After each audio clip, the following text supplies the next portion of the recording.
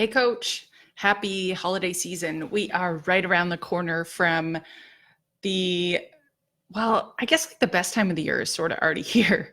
Hopefully, everyone is prepped and ready to go for Christmas. But I wanted to make sure that I got this message to you guys right before everything sort of sunk in for the holidays, because I know what definitely comes right after this is that jump into January.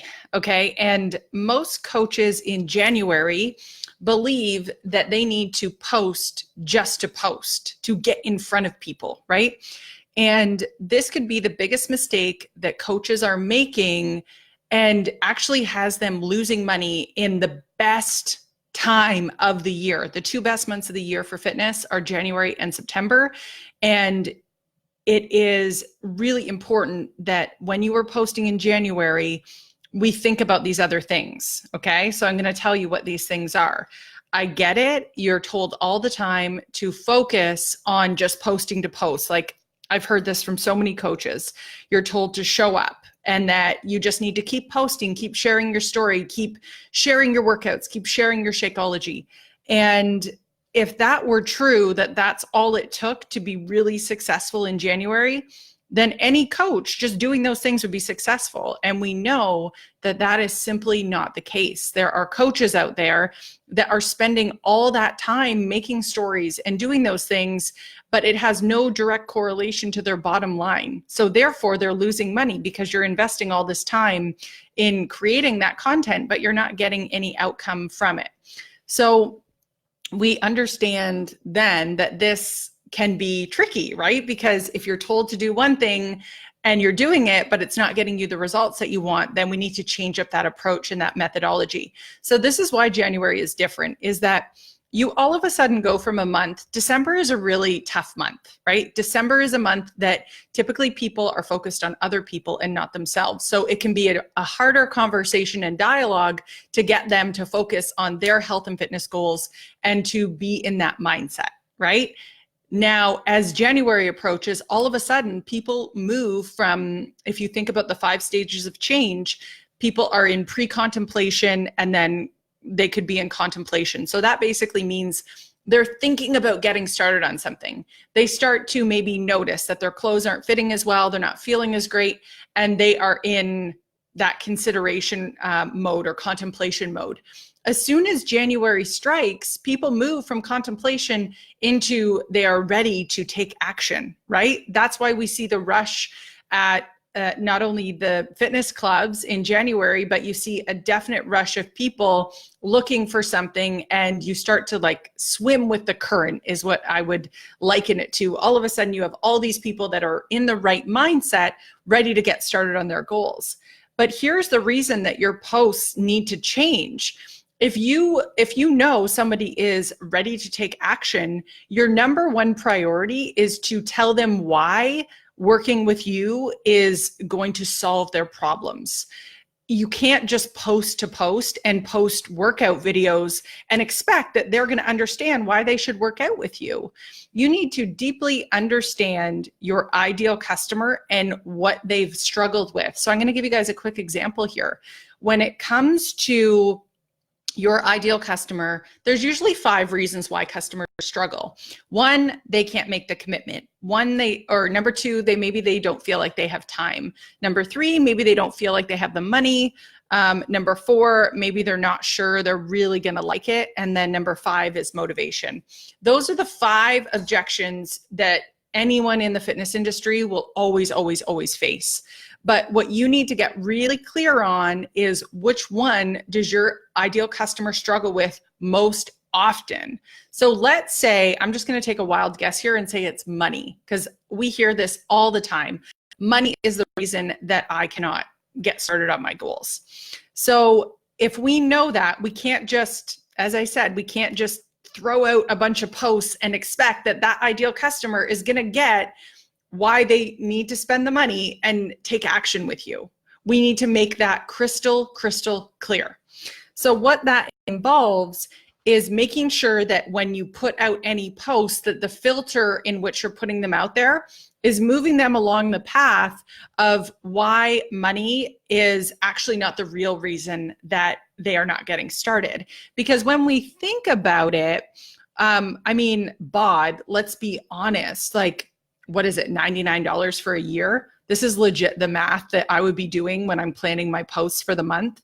Let's just, I'm going to get my calculator out here. $99 divided by 365 days. You're telling me you don't have 27 cents to spend on your health? Sorry, I'm calling BS on it. So those are the types of numbers that you need to get your ideal customer thinking about, because what starts to happen is when you put your posts in this sort of framework and this perspective, if 27 cents, you're not worth 27 cents. That's what you're saying if you're not willing to invest that in your health every day. If you are putting that out there and able to convey the message that this is what it takes to take care of yourself, 27 cents a day, all of us are worth that. And if somebody is struggling with that decision that they're worth that, then there are some like bigger problems at bay. But if you can get people to see that taking care of yourself, that investment is 27 cents. And if you're not willing to invest that in yourself, like, how much do you value your worth and your ability to be present with your family? Like, health is everything, right? So if you are able to put that out there, that that's what it really takes is 27 cents, somebody that believes that, you know, their family is worth that, because maybe they don't believe that in themselves, in their heart of hearts, that I don't know, a lot of people can struggle with that self-esteem stuff, right? And that they're worth it. But is your family not able to, are they not worth it? That you are there and present and healthy and patient and kind and energized and you feel good. Are they not worth that 27 cents a day? And when somebody like reads that and believes that, well, yeah, like my family's worth that, like it's worth $100 a day or whatever it is to be there, to be present with them, then why are you not taking care of yourself? So it's sort of like this idea, if I were to break this down into the methodology I use when I think about this time of the year and the steps that I would think about, it's one, get your ideal customers framework and their perspective in your head first. What's the biggest objection that you face consistently? Next, move to number two.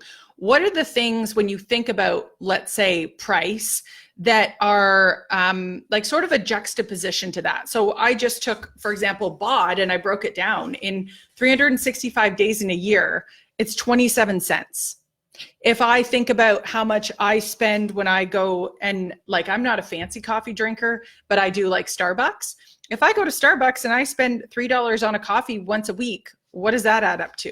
Like, these are the math equations I'm thinking about in my head, because people can better relate to real life examples. So if I spend $3 a week, like I'm already spending $12 a month on coffee. And usually if I go to get coffee, it's not just for me. I get a coffee for my husband, Bill, and I get a puppuccino for my dog.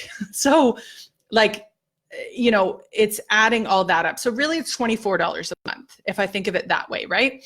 So you can sort of back people into thinking like, I already spend the money. It's really just how I'm allocating my money. So that is the second step, is think about the ways to break down the cost so that people can see you're actually already spending the money. You're just choosing to spend it in a different way. When's the last time you went out for dinner? And what did you eat there that wasn't actually serving you? Like, think about it. If they cut out that one meal a week that wasn't good for them, they would be able to pay for BOD, for Shakeology, for all of it, right? So it's realigning that thinking. And then the third step in this process is to really pose that question. Like, do you really want to keep feeling like crap? Or like you don't have a choice, like you don't have the money? Or do you want to start really looking at what you're already spending and figure out a way that you can take care of yourself in a better way, in a way that actually serves you? So leaving them with that question to think about. Guys, those are the types of posts that you need to put out there in January. People are not in pre-contemplation anymore.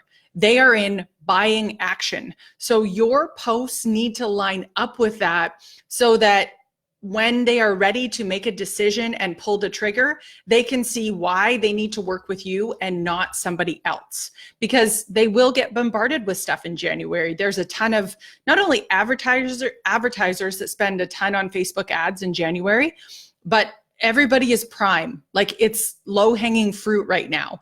So get ahead of it. Really think about what your ideal customer needs to hear, and that filter needs to go on to all of your posts for the month of January. This can be a month that, guys, like, you can double, triple, quadruple your Success Club points if you are thinking smart. It's not about working hard. It's about thinking smart and knowing exactly what your ideal customers need to hear to take action. So guys, I would love for you to drop a comment below. Let me know the thing that you are going to take away and you're going to apply right away. We've got a day and a half before Boxing Day. Boxing Day in Canada, I guess, is a bigger thing, but that is when, as soon as the Christmas midnight bell strikes, people's mindset is about the new year, new me. It's a new decade. This is a really big deal. So it's important to get in the head of your ideal customer so that you can make the biggest impact and put your best foot forward. So guys, I hope you all have a Merry Christmas, Happy Holidays, and Bill and I will be back next week. He's going to be dropping a couple of little tech tips in here for those of you guys that aren't in Social Selling Mastery yet. He's just been blowing it up with amazing tech tips to help really drive your coaching business forward. And I'm super excited to have him be coming in and doing some free tech tutorials with you. All right, guys, Merry Christmas, and I will see you guys on the other side of this holiday. We'll be back Boxing Day to get you guys fired up and focused for the first month of the next decade. Have a great rest of the day, and we'll talk to you guys soon.